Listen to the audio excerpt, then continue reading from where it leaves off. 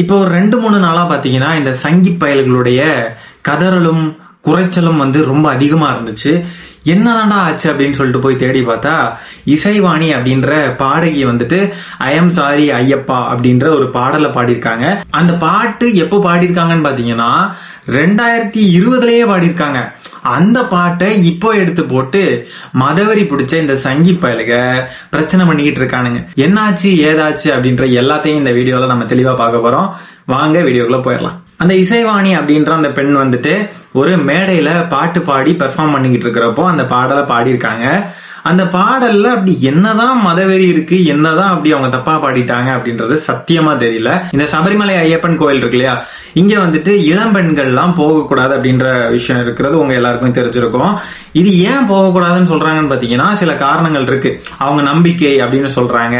அது போக சில காரணங்கள் இருக்கு. அதை நான் சொல்லல, சில பேர் கமெண்ட் போட்டிருக்காங்க. அதை அப்படியே நான் உங்களுக்கு போட்டு காட்டுறேன் பாருங்க.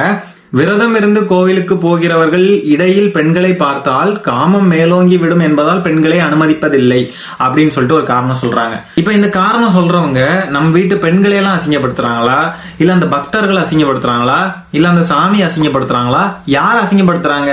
அப்ப பெண் கடவுள்களுக்கு எல்லாம் விரதம் இருக்கிறவங்க எப்படி இருக்காங்க? சுய கட்டுப்பாடு இல்ல அப்படின்னு சொன்னா அதுக்கு ஒரு காரணம் வேற. ஆண்கள்லாம் அப்படியே காமத்துல பிரிச்சு மேய்ஞ்சிருவாங்களாமா. இப்ப அந்த பெண் ஒரு கிறிஸ்தவர், இவங்க மதவெறியில பண்றாங்க அப்படின்னு சொல்றாங்க. அந்த பெண் பொதுவாவே ஒரு பாடகி. அவங்க இந்த பாட்டும் பாடியிருக்காங்க, மாரியம்மா மாரியம்மான்ற பாட்டும் பாடியிருக்காங்க, அது போக கிறிஸ்தவ பாடல்களையும் பாடியிருக்காங்க. அந்த மாரியம்மா மாரியம்மா பாட்டு பாக்குறீங்களா? பாருங்க.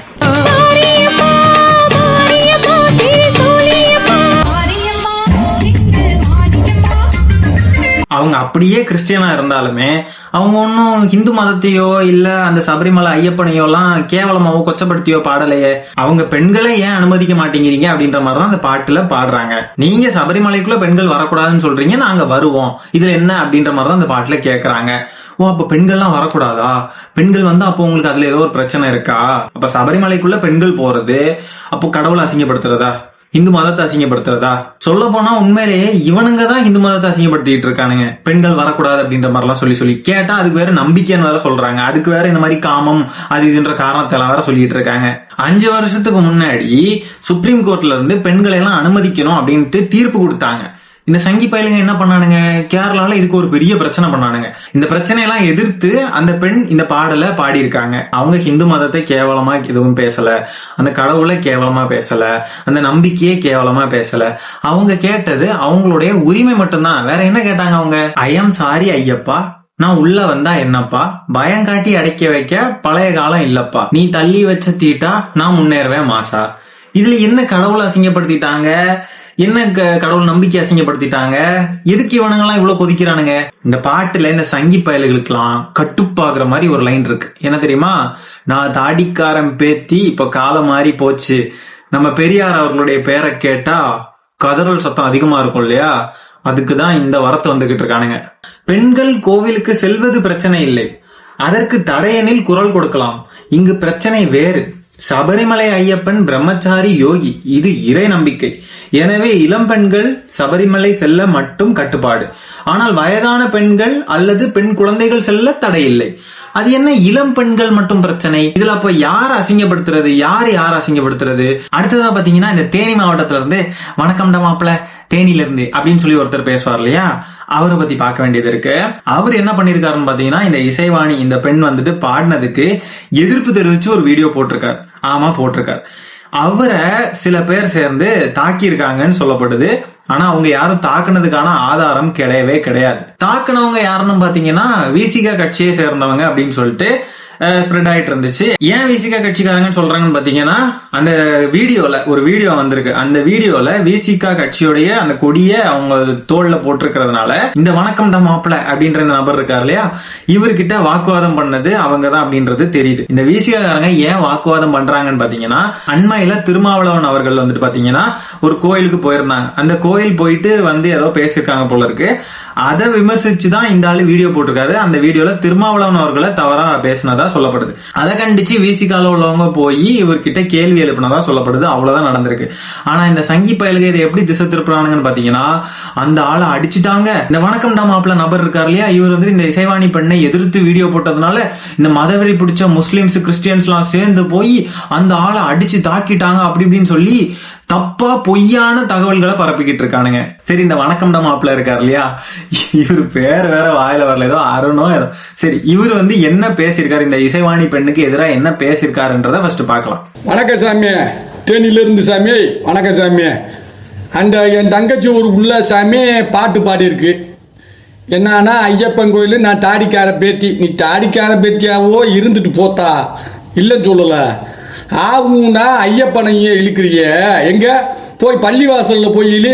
ஐயா, உங்கள் கனிவான கவனத்திற்கு, ஐயப்பனை யாரும் இழுக்கல, ஐயப்பனை யாரும் தவறா சொல்லல. எங்களை கோயிலுக்குள்ள ஏன் விட மாட்டேங்கிறீங்க, நான் வருவேன் தான் அப்படின்னு சொல்லி அவங்க உரிமையாதான் அவங்க பேசுறாங்க. உடனே தாவிடுவானுங்க, எங்க சர்ச்சில் போய் பேசு, எங்க மசூதியில போய் பேசு, ஏன் நோண்டாம இருக்க முடியாதா? ஏன் ஏசனார் கோயில போயிலு. ஆகும்னா எல்லா சாமியுமே குறை சொல்லக்கூடாதுன்னு நினைக்கிறவன் நானு. சாமிகளை கொச்சப்படுத்தாதீங்க தயவு செய்து. யோ ஐயா, மறுபடியும் சொல்றோம், சாமியை யாரும் கொச்சப்படுத்தல. அப்படி கொச்சப்படுத்தி இருந்தாங்கன்னு சொன்னா இந்நேரத்துக்கு அவங்கள வெளியே விட்டுட்டு இருப்பாங்களா யாராவது? உங்க நம்பிக்கையோ உங்க மதத்தையோ யாராவது கொச்சப்படுத்தி இருந்தாங்கன்னா இப்ப சும்மா விட்டுட்டு இருப்பாங்களா? இப்படி வெறுப்பான பேச்சுக்களை பேசி பேசி இங்க இருக்கிற மக்கள் அனைவரையுமே இங்க திராவிட சித்தாந்தத்துக்கும் திராவிடத்துக்கு எதிராகவும் திருப்பணும்ன்றதுதான் இவங்களோட முழு நேர வேலையாவே இருக்கு. பாத்தீங்களா, பெரியாருன்னு சொன்னா எவ்வளவு கோவம் வருதுன்னு பாத்தீங்களா? இப்ப இன்னும் சொல்லுவாரு பாருங்க, கேளுங்க. எல்லா கடவுளும் இருக்காங்க, எல்லா கடவுளுக்கும் எங்களுக்கு நம்பிக்கை இருக்கு. நீங்க பெரியாரா தாத்தாவா? 80 வயசுல கல்யாணம் முடிச்ச எங்க தாத்தனை தானே உங்களுக்கு பிடிக்குது, அவர் மாதிரி இருங்க. அவங்கள தப்புன்னு நான் சொல்ல கிடையாதுயா. பாத்தீங்களா, 80 வயசுல கல்யாணம் முடிச்சவரு அப்படின்னு சொல்லிட்டு அதை ஒரு குறையா சொல்றாங்க. பெரியார் ஏன் அந்த வயசுல கல்யாணம் பண்ணார் அப்படின்றதுக்கு ஒரு காரணம் இருக்கு. அந்த காரணம் தெரியாதவங்க தயவு செஞ்சு போய் எங்கேயாவது தேடி கண்டுபிடிச்சு படிங்க. என்னால இதுக்கெல்லாம் எக்ஸ்பிளைன் பண்ணிட்டு இருக்க முடியாது, எனக்கு அதுக்கு வீடியோ பத்தாது. வேணும்னா அதுக்கு ஒரு தனி வீடியோ போடுறேன். என்னதுன்னே தெரியாம, என்ன மேட்ச் என்ன ஃபீல்டு எதுவுமே தெரியாம இவர் பாட்டுக்கு பேசிக்கிட்டு இருக்காரு. பெரியார் மேல அவ்வளவு வன்மம். தமிழக மக்கள்லாம் மெஜாரிட்டி எல்லாருமே திராவிட சித்தாந்தத்தை ஏற்று பெரியார் எல்லாம் ஏத்துக்கிட்டு இருக்காங்க. பெரியார் கடவுள் மறுப்பாளர் தான், இல்லன்னு இல்ல. ஆனா என்னைக்குமே கடவுள் நம்பிக்கை, மக்களுக்கு கடவுள் நம்பிக்கை இருக்கு அப்படின்னா அதுக்கு எதிரான என்றவர் கிடையாது. கடவுள் நம்பிக்கைன்ற பெயரால இங்க இருக்கிற மூட நம்பிக்கைகளை எதிர்த்தவர் தான் பெரியார்.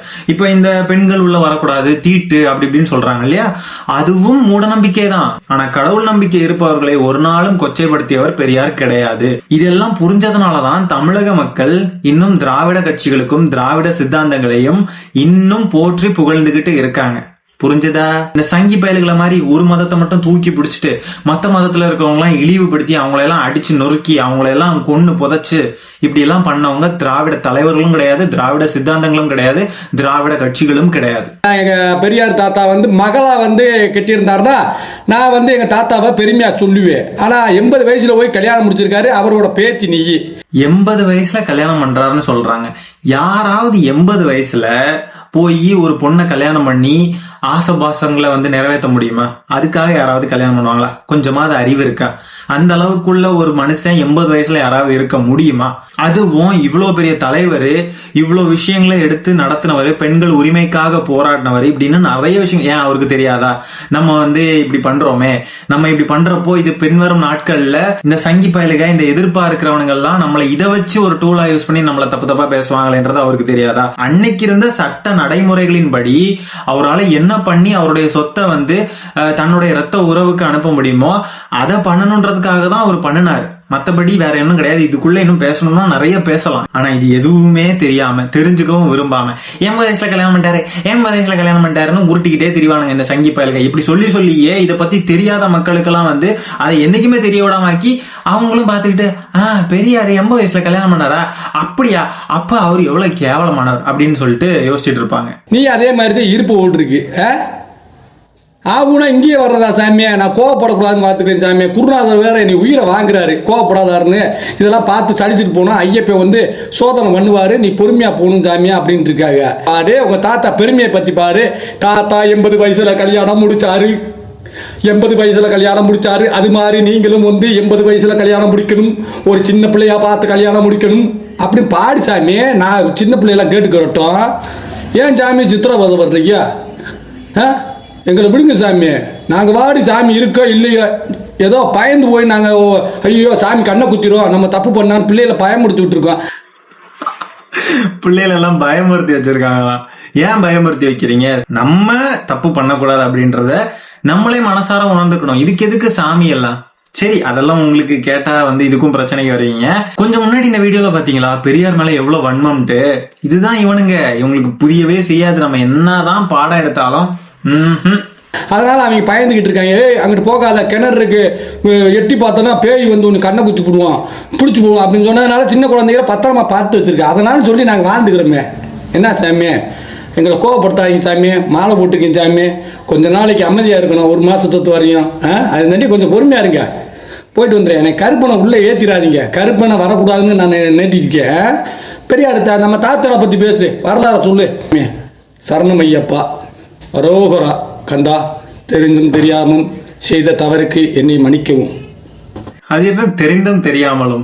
தெரியாமலே ரெக்கார்ட் பட்டனை கிளிக் பண்ணி பெரியார பத்தி தப்பு தப்பா பேசி இதெல்லாம் தெரியாம பண்ணிட்டாரா? என்ன தெரிந்தும் தெரியாமலும்? தெரிந்தே பண்ணுனதுதான், தெரியாமலாம் பண்ணல. ஐ எம் சாரி ஐயப்பா அப்படின்ற வார்த்தைக்கு அர்த்தம் என்ன மன்னிச்சிருங்க ஐயப்பா, நான் உங்ககிட்ட ஒண்ணு கேக்குறேன். அது சாதாரணமா கேக்குறதானே? இவங்க எல்லாம் போய் கடவுள்கிட்ட வேண்டப்போ என்ன மன்னிச்சிருங்க ஐயப்பா அப்படின்ற மாதிரி ஏதாவது ஒரு தவறை செஞ்சுக்கிட்டு தெரிஞ்சோ தெரியாமலோ பண்ணிட்டு போய் கேக்குறாங்களே. இப்ப இந்த நம்மளுடைய வணக்கம் மாப்பிள்ள சொன்னார் இல்லையா, அந்த மாதிரி கூட கேட்பாங்க இல்லையா? அப்படி சொல்லிட்டு ஐ எம் சாரி ஐயப்பா அப்படின்னு தான் ஆரம்பிக்கிறாங்க. ஆரம்பிச்சுட்டு நான் உள்ள வந்தா என்னப்பா அப்படின்னு தான் கேட்டாங்க. இதுல என்னப்பா தப்பாகி போச்சப்பா? உங்களுக்கு எல்லாம் என்னப்பா அப்படி கோபம் வருது இவங்களை பார்த்தா? பயம் காட்டி அடக்கி வைக்க பழைய காலம் இல்லப்பா அப்படின்ற மாதிரிலாம் பாடுறாங்க. இதுல என்ன தப்பாகி போச்சு? பயம் காட்டி அடக்கி வச்சீங்களா இல்லையா? இப்ப பழைய காலம் இல்லை, இப்ப எல்லாருமே அவங்களுடைய உரிமைகளுக்காக பேசுறாங்க, அவங்க உரிமைகளுக்காக போராடி அவங்க நல்லபடியா அவங்களோட உரிமைகளை பெற்றுட்டு வாழ்றாங்கன்றது நடந்திருக்கா இல்லையா?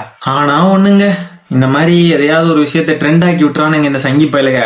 இப்ப நம்மளுக்கு அந்த பாட்டு மறுபடியும் மண்டையில ஓடிட்டே இருக்கு. பாடலாமா என்னன்னு தெரியல, வேணாம் பாட வேணாம். சரி, ஆனா என்னன்னா அது நமக்கு மைண்ட்ல அப்படியே ரொம்ப ஸ்டோர் ஆகி வீட்டுல சும்மா இருக்கிறப்பெல்லாம் ஆட்டோமேட்டிக்கா பாட தோணுதுங்க. இந்த மாதிரி கேள்விகளை எந்த மதத்துல வச்சாலுமே தப்பு இல்ல. ஏதாவது ஒரு உரிமை சார்ந்த ஒரு விஷயம் எந்த மதத்துல இருக்கு அப்படின்னாலுமே அதை கேள்வி கேட்கலாம். ஆனா இவனுங்க என்னன்னா இதை ஒரு விஷயமா எடுத்து வச்சுக்கிட்டு டிஃபெண்ட் பண்றது. வேற மதத்துல எல்லாம் இருக்கிற விஷயங்கள் எல்லாம் கேட்க மாட்டாங்க, இந்து மதத்தை மட்டும் தான் கொச்சைப்படுத்துறாங்க அப்படின்னு சொல்லிட்டு அப்படியே நல்லா முட்டு கொடுத்து நிக்கிறது. யார் எப்படியோ தெரியாது. ஆனா ஏன் நிலைப்பாடு என்னன்னா, இது எந்த மதத்துல இந்த மாதிரி உரிமை சார்ந்த பிரச்சனை இருக்கு, இல்ல இந்த டிஸ்கிரிமினேஷன் மாதிரிப்பட்ட பிரச்சனைகள் இருக்கு அப்படின்னு சொன்னா கண்டிப்பா அதுக்கு கேள்வி எழுப்பி ஆக வேண்டும். சரி மக்களே, இந்த வீடியோவை நான் இதோட எண்ட் பண்ணிக்கிறேன். இந்த வீடியோல நம்ம பேசிக்கிறத பத்தி உங்களுடைய கருத்துக்கள் என்னன்றதை கமெண்ட்ல பதிவு பண்ணுங்க. மீண்டும் அடுத்த வீடியோல சீக்கிரமா உங்களை சந்திக்கிறேன். அது வரைக்கும் tata bye bye, take care.